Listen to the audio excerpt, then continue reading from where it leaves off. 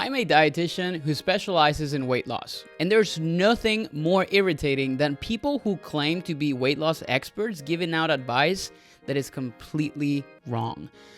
I need to vent here for a second. I'm gonna take a deep breath.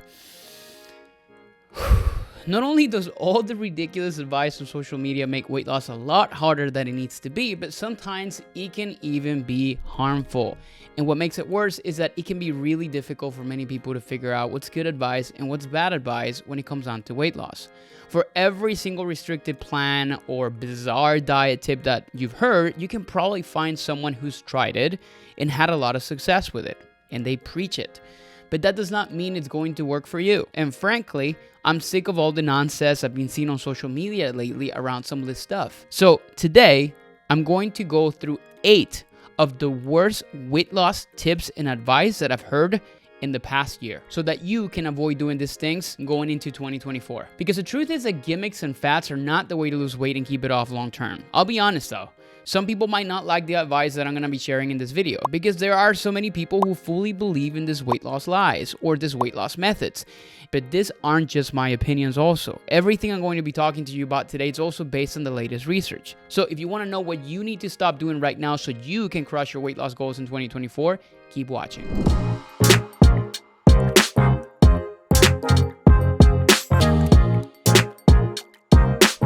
Hey, and welcome back to my channel. My name is Andres Ayesta. I'm a registered dietitian and weight loss expert with over 12 years of experience. I work with high-achieving men and women who are trying to juggle kids and a busy career to help them lose weight in a way that is simple and that is sustainable. And to date, we have helped over 650 men and women accomplish just that. I never promote any quick fixes or shortcuts, but surprisingly, when you avoid all the bad advice out there that promises fast weight loss, reaching your goals stops being such a big struggle. Actually, one thing my clients always tell me is that the weight loss almost feels like a side effect of the simple changes that they're making in their lives. Most of the videos that you're gonna find on my channel, if you're new here, will give you advice and strategies for losing weight sustainably.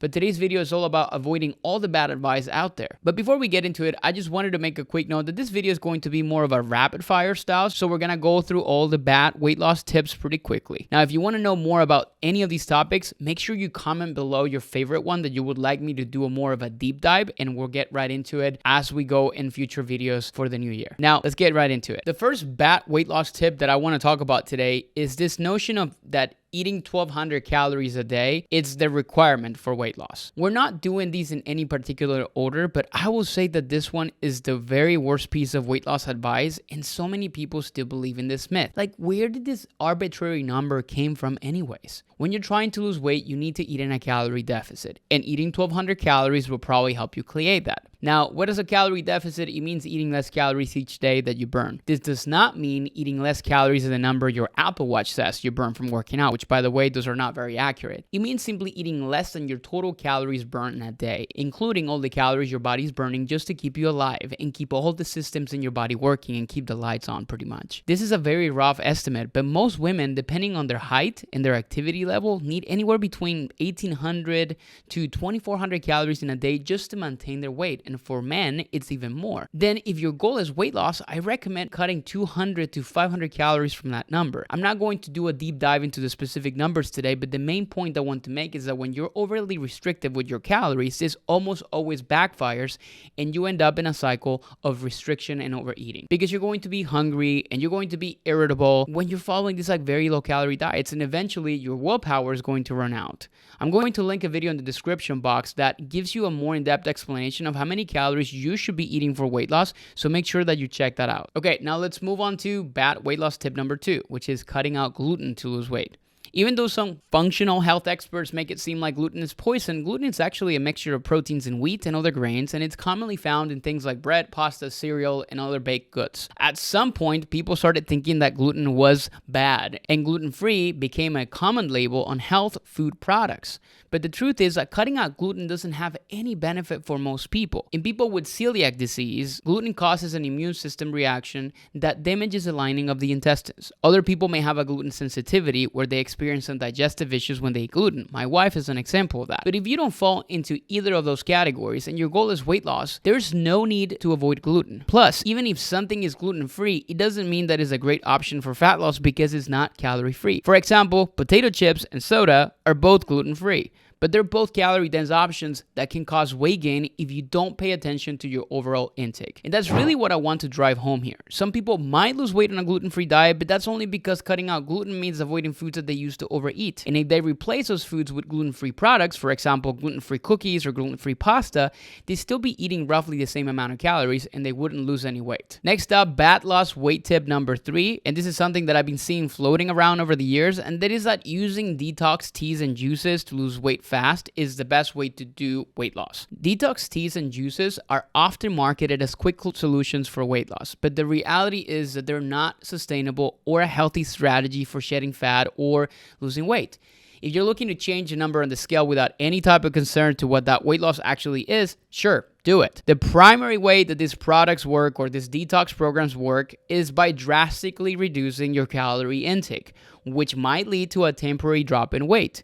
However, this very quickly calorie reduction or this rapid calorie reduction isn't really targeting fat loss. It's often just water weight and sometimes muscle mass that you're losing. More importantly, such a big and abrupt decrease in calories can be simply unhealthy, leading to nutrient deficiencies, and needless to say, it's not sustainable and most people will regain the weight after losing it very, very, very quickly. But I felt amazing after doing it. That's what most people say. Now, the reason you did feel great if you did this wasn't because of the juice or the detoxes. You feel great because you cut out a lot of the foods that were not supporting your goals for a short period of time. What if you can focus on eliminating those highly processed foods, incorporating more wholesome options, and not having to do this insane 7-day detox program?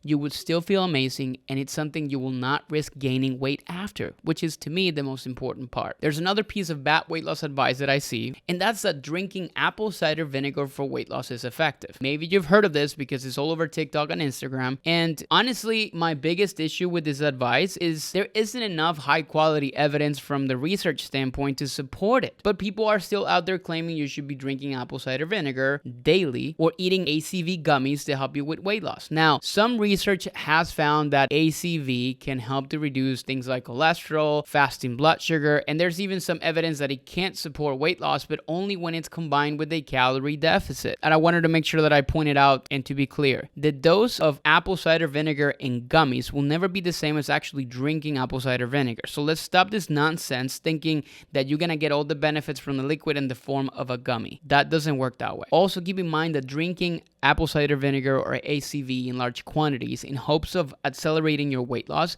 can lead to some unfavorable side effects. First, it's highly acidic and it can cause some issues like, for example, like in your teeth, like tooth enamel erosion it's called, or maybe your throat gets a little bit irritated, or you may even have some digestive problems.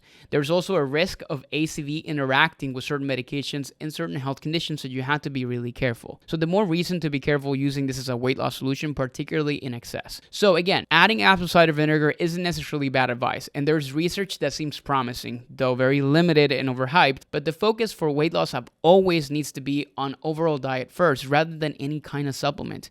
If you're eating hundreds of calories beyond what your body needs, a spoonful of apple cider vinegar isn't going to solve your problems and reverse any of the effects of overeating. Bad weight loss tip number 5. You should completely cut out sugar when you're trying to lose weight. This tip is one that may be very controversial because people love rules to follow when it comes down to nutrition, and I get that. It would be a lot easier to lose weight if everything was black and white, but in reality, there's a lot of gray areas, and I'm going to explain what I personally think about zero sugar diets. The truth is that if you cut out all your sugar, you will probably lose weight. Sugar is an ingredient that most people overeat, and it adds calories to your diet without any type of nutritional value. But the problem I see is that when you tell someone that they shouldn't have sugar, cutting it out of their diet doesn't really come easily. They might try to avoid it for a while, but eventually the cravings start to kick in, and they end up having a giant sugar-filled binge. As humans, we almost always think about and crave those things that we can't have. So this response to restricting sugar makes a lot of sense. What I recommend instead of trying to avoid sugar completely is understanding and improving your relationship with food so sugar doesn't have so much power over you. When sugar stops being something bad, you can have it occasionally without intense cravings and then move on with your day eating a mostly balanced diet. Also keep in mind that sugar is not all the same, and how you consume it in the context of your whole diet, it's also important. For example, if I told you that I eat chocolate chips every day, you may judge me and think that's not too healthy, right? But if I show you my food log, you're gonna see a day that is filled with fruits, vegetables, and high fiber food. So let's take a closer look. On this specific day, I consumed a total of 63 grams of sugar. One thing many people do not understand also is the differences between natural versus added sugars. In my case, most of my sugar consumed, or at least half, came from natural sources. Fruit is a really good example of that. While the other 50% came from added sugar sources, like the chocolate chips, for example. The way I consume this is sustainable for me, and I teach this very same concept to our clients inside of our programs. When you learn to incorporate sugar in your diet without excess, you're less likely to binge or lose control when you're too restrictive around it. And we got 3 tips to go, 6, 7, and 8. And I left a couple of my least favorite tips for last. Tip number 6 that I hear way too often is that you should do at least 1 hour of cardio every day to lose weight without incorporating any type of strength training. You know, I've seen it time and time and again, people hitting the treadmill or the pavement with passion in this like super long run, believing that cardio and only cardio is the only golden ticket to weight loss or keeping them from gaining weight. But here's the truth. While cardio is great for our hearts and general health and can definitely play a role in shedding those pounds, it's just a part of the story. Now, let me break it down for you. Picture this. You're doing endless hours of cardio, feeling the burn, watching those calories tick away, and it feels good, right? But there's a catch. Without incorporating any type of strength training into your routine, you're missing out on a crucial piece of the fitness puzzle. Why? Because muscle mass is a game changer for managing your weight. Muscles are like your body's natural furnace, burning calories even when you're just chilling on the couch. Why? Because muscle requires a lot more energy to maintain them. This is why having more muscle mass will actually help increase or improve your metabolic rate. So when you focus solely on cardio and neglect strength training, you're not just missing out on building these powerful calorie burners, you're actually also risking muscle loss. And less muscle means a slower or not as a great metabolism, and not exactly what we want. Now, I'm not saying to ditch the cardio, far from it. Cardiovascular health is still super important, but let's not forget about those weights. Mixing in strength training means you're just not losing just weight, but you're also building a stronger and more resilient body. I saw this in all of our clients, men and women, regardless of their age. So my advice, balance is key. Mix up your routine with a blend of cardio and strength training. This way, you're just not working out towards a number on the scale, but maybe a healthier, more energized, and also stronger version of yourself. Tip number 7 is probably the most common weight loss advice that I see going around on social media right now, and that is the whole low carb obsession. It seems like everyone on the internet is claiming that carbs are the enemy when it comes down to weight loss, but in reality, it is not carbs that are causing you to struggle with weight loss. It's the excess calories. When you learn how to create awareness around calorie intake, you can include carbs in your diet and reach your weight loss goals. Research has found that low-carb diets have little to no benefits over a balanced, higher-carb diet as long as you're eating in a calorie deficit or controlling your calories and managing your protein intake. That means you do not have to give up the pasta, the breads, the potatoes, the rice, or any other foods for that matter. So you may be wondering, if low-carb isn't the best weight loss diet, what diet should I be doing? Well, as I mentioned, weight loss happens when you burn more calories than you consume each day. So there's a simple answer to the best diet for fat loss. It's the diet where you can sustain a calorie deficit for long enough to see the results and then maintain those results over time. So if you eat 2,000 calories of low-carb foods and burn, for example, maybe 2,300 calories a day, you're going to be in a calorie deficit. If you eat 2,000 calories of low-fat foods and burn 2,300 calories in a day, you're going to be in a calorie deficit.